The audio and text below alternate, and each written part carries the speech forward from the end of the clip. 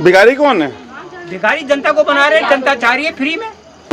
Voter बड़ा होता है, नेता नौकर है क्योंकि वो तनख्वाह लेते हैं। पर जब वोट मिल जाते हैं तो कोई किसी को कहाँ पूछते हैं। पब्लिक की आदत पड़ चुकी है, खाने की पड़ गई, हमको सुविधा चाहिए। बसों में, उत्तराखंड की बसों में फ्री है, रोडवेज की बसों में नहीं। हमने तो ऐसे गरीब भी देखे हैं जो 1.25 लाख की स्कूटी में आते हैं राशन लेने 5 किलो का। यहाँ तो मैं जब कई क्षेत्र में जाता हूँ ये नहीं पता लगता है कि सड़क कितने लाख रुपए की बन रही है। नाम होगा, फलाना होगा, कीमत नहीं, लागत नहीं लिखी होगी। तो मुझे लगता है कि शायद जमकेश्वर का विकास का एक पहिया है, वो है यहाँ हर घर में एक पीली टंकी देख रहा हूँ मैं। जो हमारे यहाँ अभी धामी जी के नाम से बड़ा प्रचार हो रहा है कि जो शादी हो रही है फ्री में आपका प्रमाण पत्र बनेगा। जो बाप बेटी 10 लाख 20 लाख रुपए खर्च के शादी कर रहे हैं, क्या वो 1000 रुपए दे करके अपने प्रमाण पत्र नहीं बना सकते हैं? सरकार फ्री क्यों बना रही है?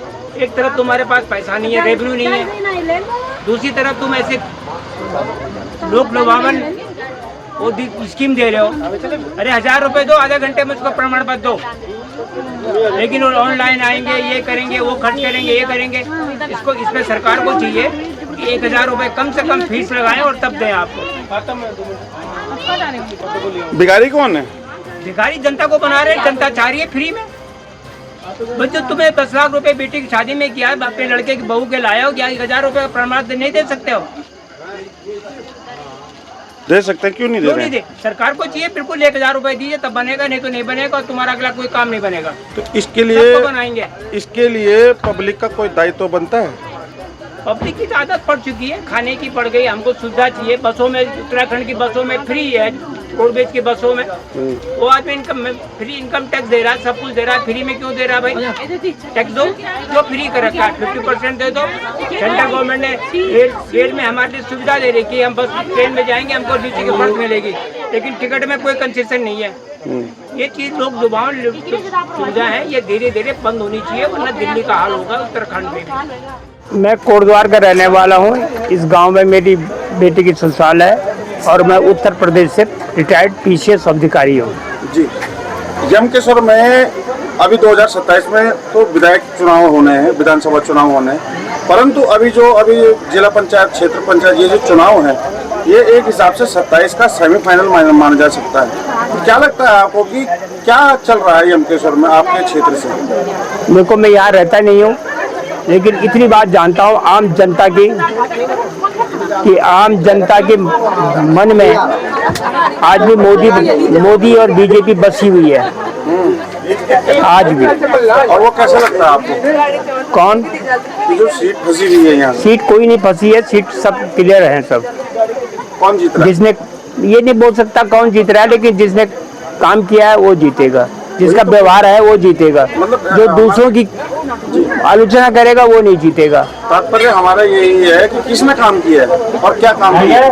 इतना मैं विस्तृत नहीं बता सकता, लेकिन मैं जानता हूँ कि कुल मिलाकर के अगर कैंडिडेट ठीक होगा तो बीजेपी की जीत सुनिश्चित है।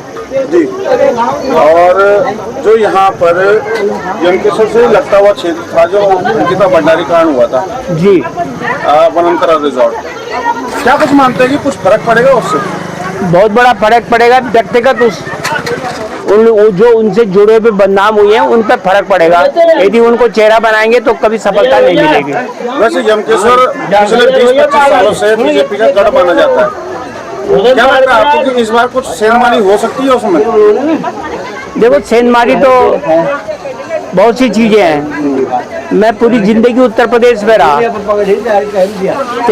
कोई बड़ा लीडर कहीं से भी खड़ा हो जाए, चाहे माधवती जी हो, चाहे योगी आदित्यनाथ जी हो, कोई हो, वो क्षेत्र की जनता कहती है कि इतना बड़ा आदमी आज हमारे इलाके में आया तो उसकी विजय सुनिश्चित होती है।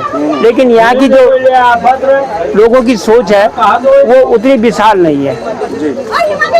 वहाँ का आदमी हर लीडर पर गर्व करता है, और यहाँ का आदमी तो उसकी टांग खींचने में परेशान रहता है, बुराई ढूंढता है, अच्छाई नहीं ढूंढता। इस आदमी में क्या अच्छाई है? अच्छा, एक छोटी सी चीज और पूछना चाहूँगा आपको अंतिम।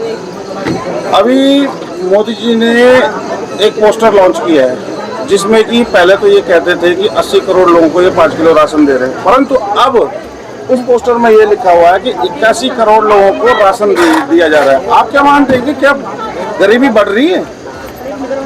देखो, जिस समय कोरोना आया था लोग घर से बाहर नहीं निकल रहे थे, मजदूरी नहीं कर रहे थे, उस समय वो उपयुक्त था।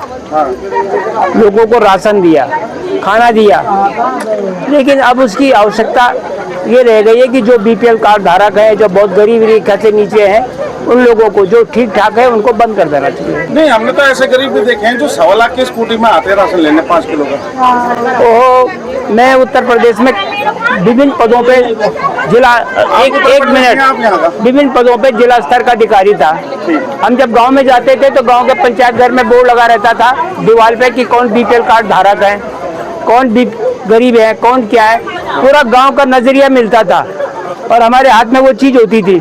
यहाँ तो मैं जब कई क्षेत्र में जाता हूँ ये नहीं पता लगता है कि सड़क कितने लाख रुपए की बन रही है, नाम होगा फलाना होगा, कीमत नहीं, लागत नहीं लिखी होगी। ठीक, ये यहाँ चेंजिंग है, लागत नहीं लिखी है। गांव में पता लगता है कि ये फलाना सूबेदार साहब हैं, ये बीपीएल कार्ड धारक हैं। यहाँ तो कुछ पता ही नहीं लगता कि कौन क्या है, पारदर्शिता उतनी नहीं है यहाँ पे। क्या लगता है आपको कि किसका पलड़ा भारी रहेगा? कुछ तो मन में होगा। मुझे तो इस चीज की कोई जानकारी है नहीं। किसको जानकारी है? आप यहाँ के वोटर नहीं है? लेकिन फिर हम नहीं जानते इस बारे में। अच्छा, ये राजनीति की उसमें मैं नहीं जी जानती। नहीं है, पर वो आप वोटर है ना, आपको वोट देने का अधिकार है, वोट देने भी आप जाएंगे, तो मन में क्या है आपके, क्या सोच रहे हैं? हम ये सोचते हैं अच्छा इंसान बने, जो कि मतलब कोई करे, अच्छा करे, हैं, विकास करे अपने क्षेत्र में। अच्छा, तो बस। अच्छा, अभी तक जो इतने सालों से अभी विधायक हैं, उन्होंने कुछ काम किया है यहाँ? करते हैं अपने समझ से, जहाँ उनकी समझ में आती है वहाँ करते हैं। उनकी समझ में क्यों? पक्ष में तो आपके होना चाहिए कि जनता के लिए नेता होता है, नेता के लिए जनता नहीं होती है। हाँ, वो तो है, होता है। वोटर बड़ा होता है, नेता नौकर है, क्योंकि वो तनख्वाह लेता है। पर जब वोट मिल जाते हैं तो कोई किसी को कहाँ पूछते हैं। तो यही चीज तो वोटर को सोचनी पड़ेगी अगले चुनाव में कि क्या कुछ है। आप क्या मानते हैं इसमें, क्या सोचते हैं? आपका मतलब सोचना क्या है कि आगे क्या करना है आपने इस चुनाव में? अब आगे तो ये है कि जो अच्छा इंसान होगा उसे जिताएंगे, देखेंगे कि ये क्या करेंगे।